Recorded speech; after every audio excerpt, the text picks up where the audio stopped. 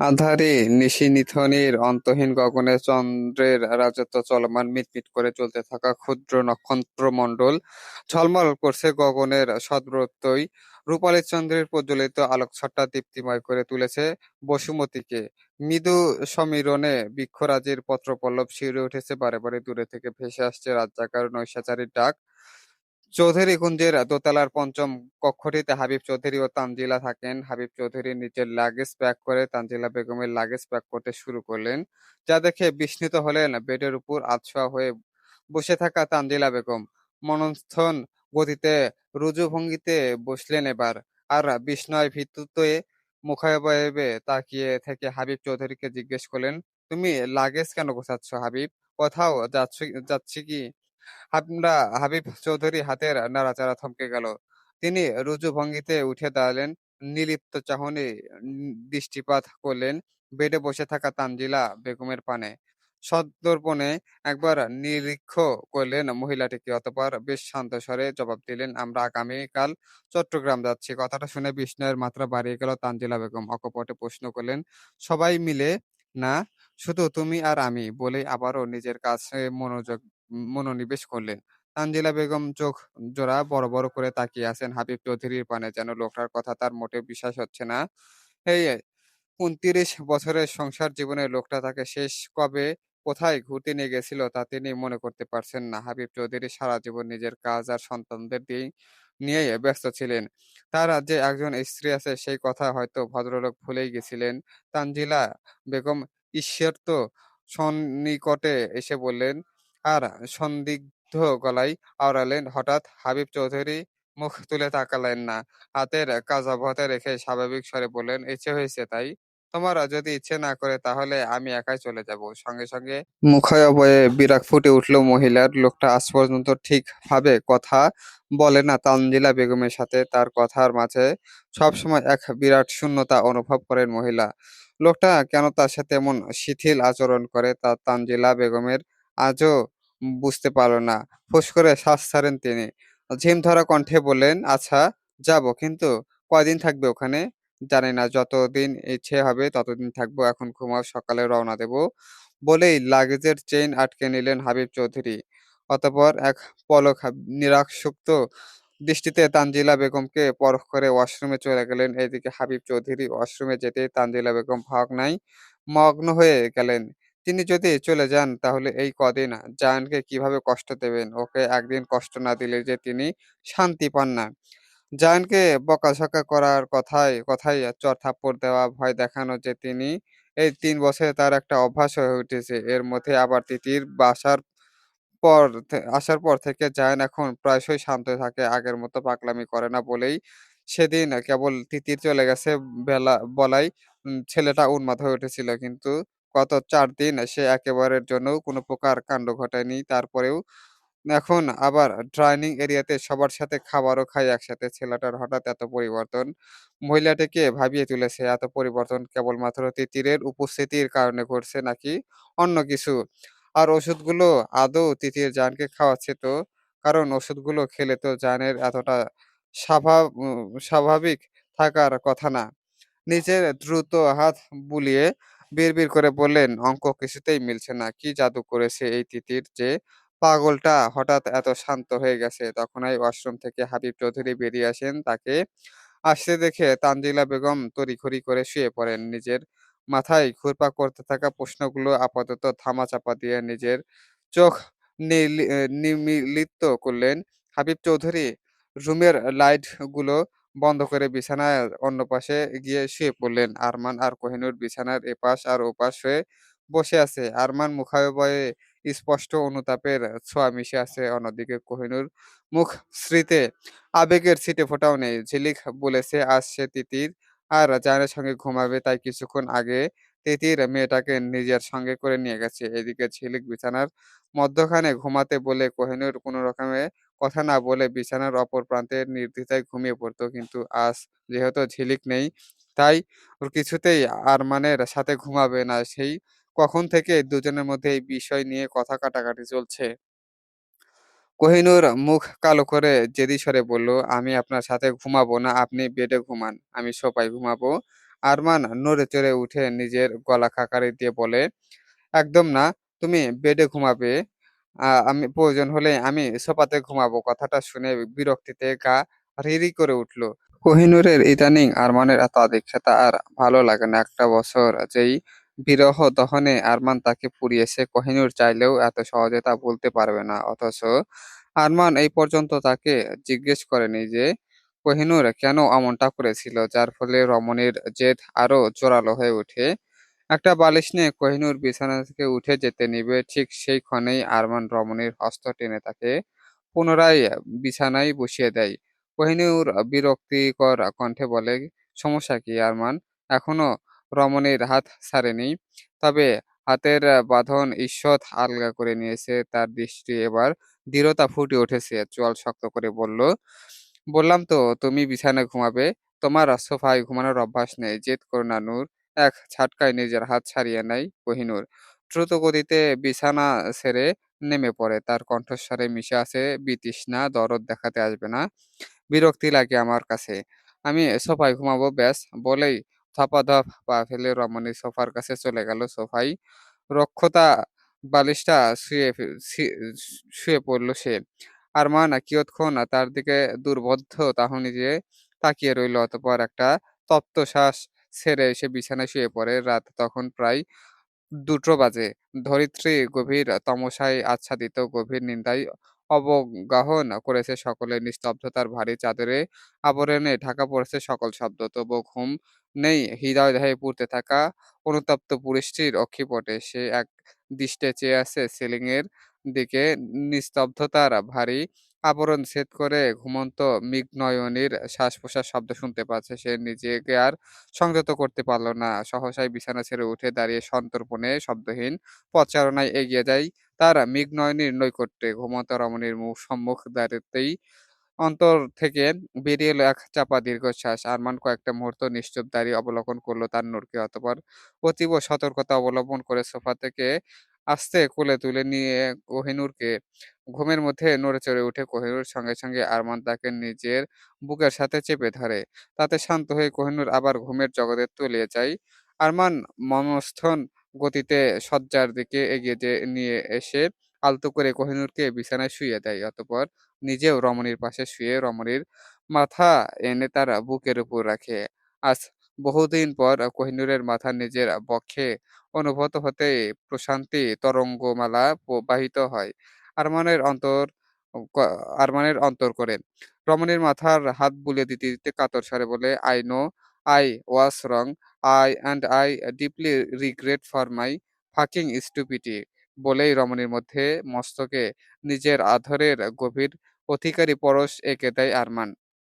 রমণীকে নিজের বুকের সাথে আষ্টেপৃষ্ঠে জড়িয়ে নিয়ে তার গ্রীবায় নিজের মুখ গুজে নেয় আর ফিসফিস করে, "I miss you, your vanilla scent." Arman আরেকটা চুমু খেলো কোহিনূরের গ্রীবাদেশে। ঘুমের মাঝে এমন অধিকারী স্পর্শে নারীর ইচ্ছেও কেঁপে ওঠে। তবে সজাগ হয় না। আরমান কিয়ৎক্ষণ সেভাবেই থেকে তার মস্তিষ্কে অসংখ্য প্রশ্ন ঘুরপাক খাচ্ছে।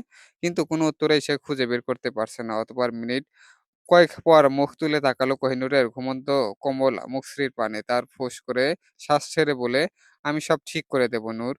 Just give me a chance." স্বাভাবিকভাবেই ঘুমন্ত কোহিনূরের কাছ থেকে কোনো জবাব পেল না। তবে মেয়েটা নিজের মুখাবয়ব গুজে ফেলল আরমানের বক্ষে। আরমানও বিনা দ্বিধায় রমণীকে নিজের সাথে জড়িয়ে নিল। ওর কপালে নিজের অথর একটি উষ্ণ পরশ ছুঁয়ে দিয়ে আরমান নিজের অক্ষিদ্বয় নীল নিমীলিত করে ফেলে। থিলয় ঘুমন্ত জগতে তলিয়ে যেতে শুরু করে। প্রভাতে দিবাকরের উষ্ণ দীপ্তি জানালার ফাঁক গলে রুমে প্রবেশ করতেই তিতির সজাগ হয়। ধীরে ধীরে উঠে বসতে চোখ পড়ে জায়ান আর ঝিলিকের দিকে। দুজনের ঘুমানোর ধরন দেখে মৃদু হাসল তিতির।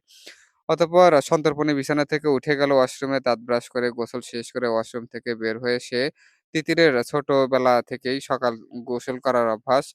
ওর মতে সকালে গোসল করলে শরীরে অলসতা চলে যায়। রমণীর পরনে একটা হালকা ধূসর বর্ণের থ্রি পিস তোয়ালে দিয়ে নিজের চুল মুছতে মুছতে তিতির ওয়াশরুম থেকে বেরিয়ে আসে। ইতিমধ্যে জায়ান আর ঝিলিক উঠে পড়েছে। তিতিরকে ওয়াশরুম থেকে বের হতে দেখে ছোট্ট ঝিলিক ছুটে যায় তার কাছে আর নিজের ছোট্ট দুহাত বাড়িয়ে দেয় তিতিরের দিকে।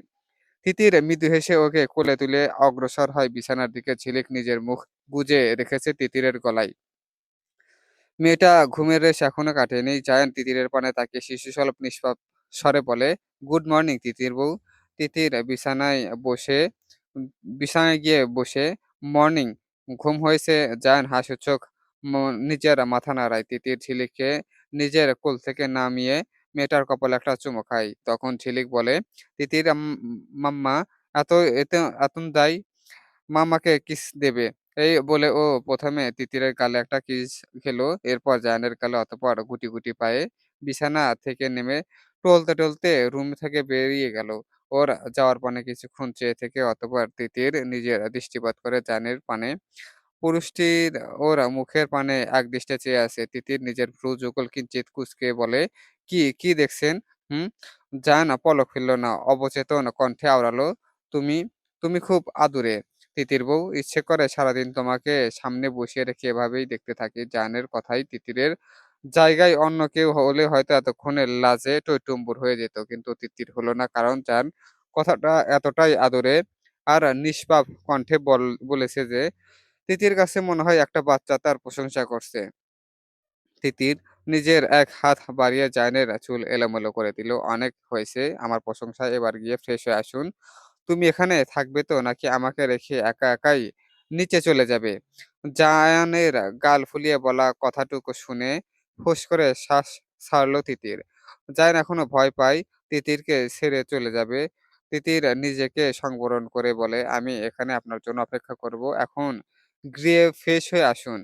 জায়ান এধার-ওধার নিজের মাথা দুলিয়ে বলে, "আচ্ছা, বসো, আমি ৫ মিনিটের মধ্যেই আসছি।" সূর্যের উজ্জ্বল দীপ্তি বাগানে অবস্থিত সুইমিং পুলে পড়তেই স্বচ্ছ পানির চিকচিক করে উঠে পিনপিনে সমীরণে পানিতে মৃদু ঢেউ খেলেছে। হাবিব চৌধুরী আর তিতির একে অপরের সম্মুখে দাঁড়িয়ে আছে। ভদ্রলোকের মুখাবয়ে বরাবরের মতোই নির্বিকার। তিনি তার পানে সরাসরি তাকালো না। মাথা হালকা নুইয়ে দাঁড়িয়ে আছে। দৃষ্টি নিবদ্ধ স্বচ্ছ পানিতে দুজনের মাঝে কিঞ্চিৎ গোমট নীরবতা বিরাজমান রইল। অতঃপর সে নীরবতা বিদীর্ণ করে তিতির মৃদুস্বরে বলল, "সেদিন রেগে কথা বলার জন্য I am sorry। আপনি আমার ভালোর জন্যই যেতে বারণ করেছিলেন। কিন্তু আমি থেমে গেলে উ তিতির, এই ৪ দিনে ও নিজেকে সামলে নিতে পারলেও এখনো বাবার কথা মনে পড়লে মনটা হু, হু করে ওঠে।" তিতির থেমে যেতে দেখে হাবিব চৌধুরী বুঝলেন ব্যাপারটা। এই ১ম তিনি তিতিরের মাথায় হাত রাখলেন। পিতৃ চিহ্নে আলতো করে মেয়েটার মাথায় হাত বুলিয়ে দেন। চমকে ওঠে তিতিরের বিস্ময় ভীতুত্ব চাহনিতে তাকায় হাবিব চৌধুরীর মুখের পানে। লোকটার বদনে এই ১ম তিতির কোমলতা লক্ষ্য করল। হাবিব চৌধুরী কিঞ্চিৎ নমনীয় স্বরে বললেন, "তোমার রাগ হওয়াটা স্বাভাবিক ছিল। এতে আমি কিছু মনে করিনি। তুমি তো আমার মেয়ের মতন। তুমি কষ্ট পাও তা আমি চাই নাই তিতির। তাই বারণ করেছিলাম" বলে শ্বাস ছাড়লেন।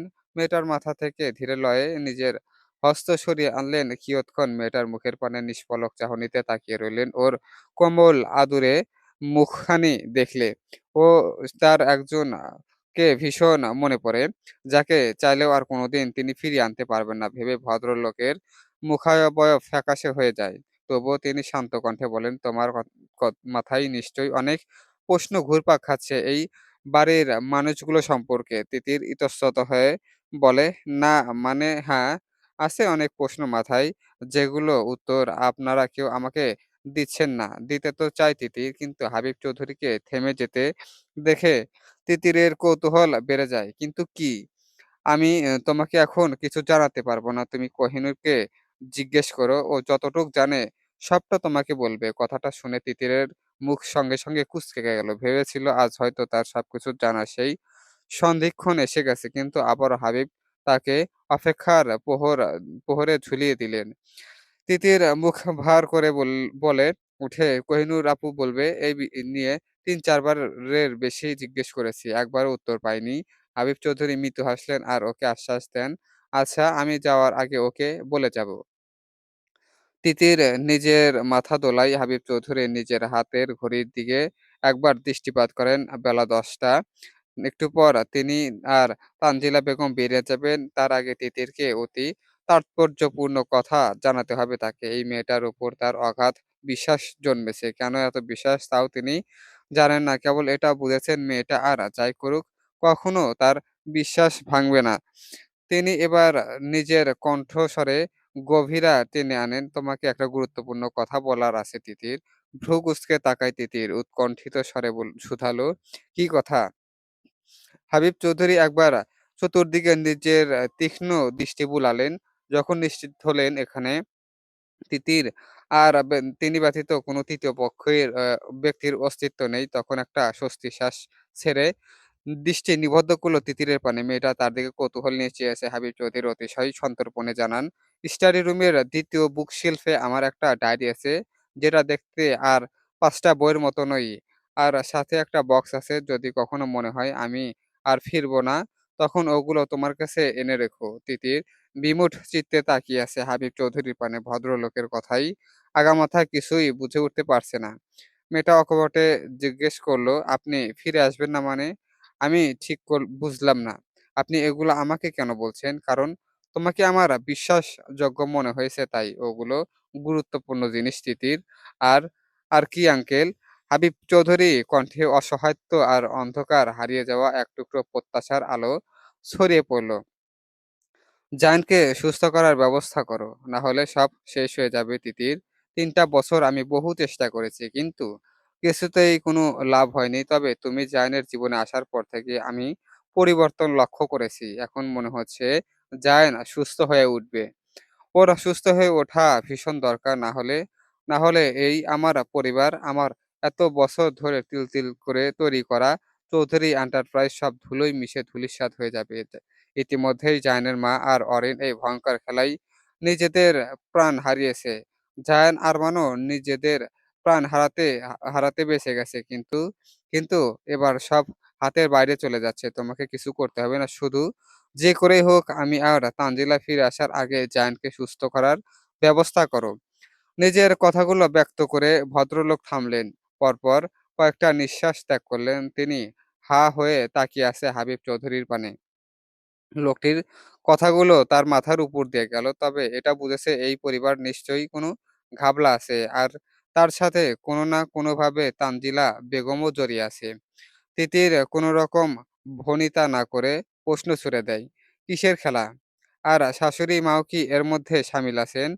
হাবিব চৌধুরীর তরফ থেকে শীতল উত্তর ভেসে এলো, "না।"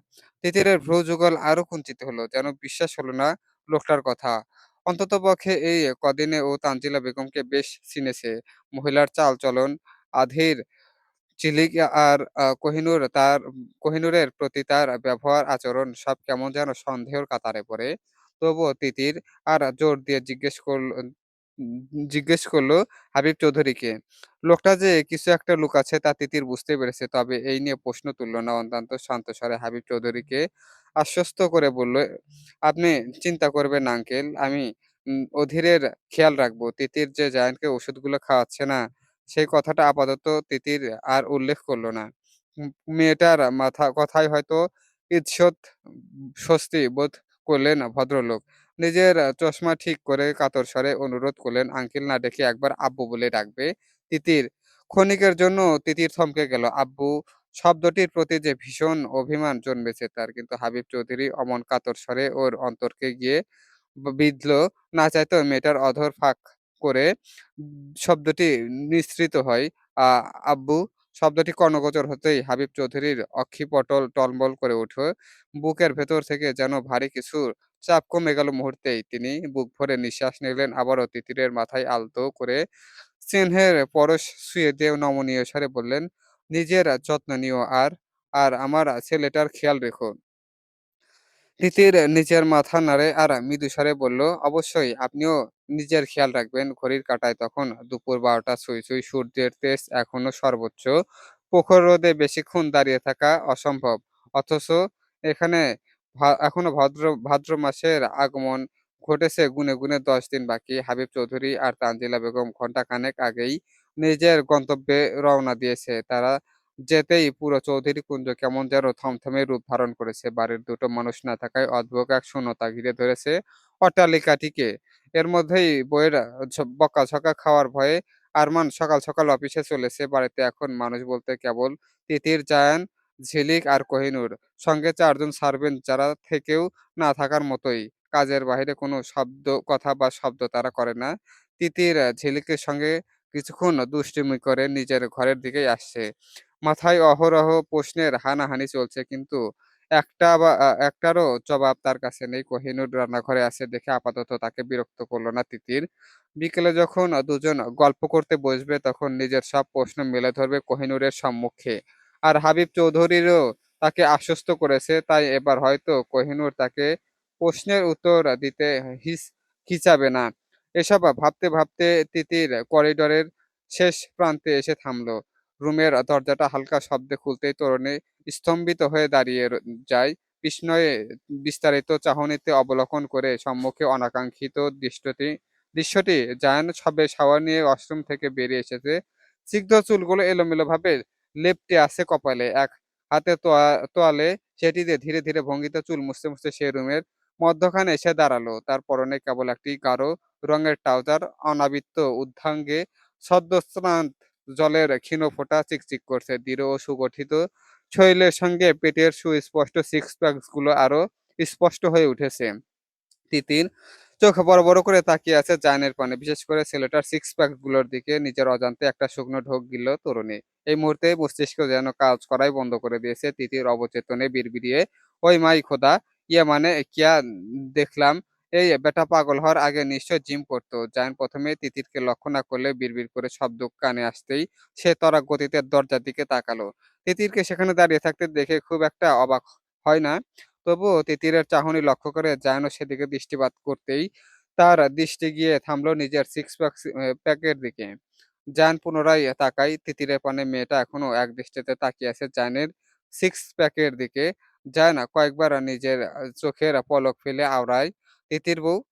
সঙ্গে নিজের সম্বিত ফিরে পায় তিতির। নিজের মাথায় হালকা ঝাঁকুনি দেয়। মনে মনে বলে, ছি ছি, তিতির মেহজাবিন শেষে কিনা নিজের অবুঝ স্বামীর দিকে এমন লুচ্চার মতো নজর দিলে, ছি ছি, এত বেহায়া কবে হলি রে তিতির। মনে মনে বিড়বিড় করে তিতির দ্রুত নিজের দৃষ্টি সরিয়ে নেয়। আচানক ওর গাল দুটো রক্তিম হয়ে ওঠে। হৃদস্পন্দন দ্রুত গতিতে ছুটতে শুরু করে। তিতির নিজের গলা হালকা খাকারি দিয়ে বিব্রতিকর কণ্ঠে বলে, মা কাসাম, আমি কিছু দেখিনি আধির। কেবল বুকের বাঁ পাশে একটা ছোট তিল দেখেছি বলেই তিতির একটা শ্বাস ছেড়ে নিজেকে সংবরণ করার প্রয়াস চালায়। তখন ওই জায়ান গাল ফুলিয়ে বলে ওঠে, তিতির বউ, চিটিং করলে তুমি এভাবে আমার ইজ্জত লুটে নিলে। ভাই, পা পা তিতির হকচকিয়ে ওঠে। দ্রুত জায়ানের নিকট এগিয়ে জায়ানের হাতের তলাটা দিয়ে ছেলেটার বুক ঢেকে দেয়।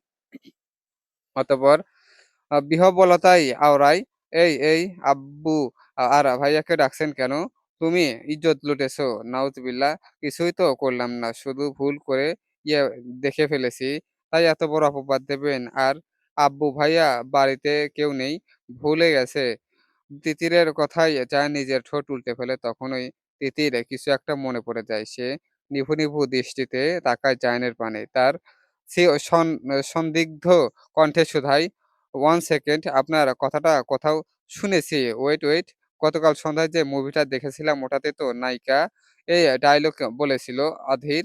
বেচারা সঙ্গে বেচারা জায়ান সঙ্গে ২ কদম পিছিয়ে গেল। এইরে ধরা পড়ে গেল। ও তো শুধু একটা অনুকরণ করছিল। কিন্তু তিতির বুঝে গেল। জায়ান নিষ্পাপ স্বরে বলে, ভাই, ভাই, আর পাপা তো আমি নিজে থেকে বলেছি তিতির বউ। ও খোদা, পাগল হয়ে যাব। এ কোন মুসিবতে আমার গলায় ঝুলিয়ে দিলে। আপনাকে নিয়ে আর জীবনেও মুভি দেখব না। আধীর। জায়ান বিছানায় বসে আর তিতিরের দিকে নিষ্পাপ চাহনিতে তাকিয়ে থেকে শুধায়, আচ্ছা, আর করব না তিতির বউ। একটা কথা বলুন তো, আপনি জানতেন আমি এখানে আসবো? জায়ান সঙ্গে নিজের মাথা এধার-ওধার ঝাঁকিয়ে দিয়ে তার দ্রুত গতিতে বলে ওঠে, না, তোমাকে দরজার সামনে দাঁড়িয়ে থাকতে দেখে মাথায় লতায় বলে ফেলেছি, রাগ করো না প্লিজ। তিতির কিয়ৎক্ষণ নিশ্চুপ রইল, কি যেন ভাবলো। তারপর নিমগ্ন স্বরে বলে, দেখলেও তো সমস্যা নেই, ওয়াইফই আপনার সবকিছু দেখার অধিকার আছে। আমার কথাটা শুনে অধীর ফ্যালফ্যাল দৃষ্টিতে তাকালো তিতিরের মুখের পানে। তা দেখে তিতির নিজের গলা পরিষ্কার করে আমতা করে বলে, কি, কিছু না, আপনি শার্টটা পরুন, আমি ফ্রেশ হয়ে আসছি। ভিডিওটি ভালো লাগে থাকলে অবশ্যই লাইক, কমেন্ট, শেয়ার এবং সাবস্ক্রাইব করে পাশে থাকবেন। চলবে। আর ভুল ত্রুটি ক্ষমা সুন্দর দৃষ্টিতে দেখবেন।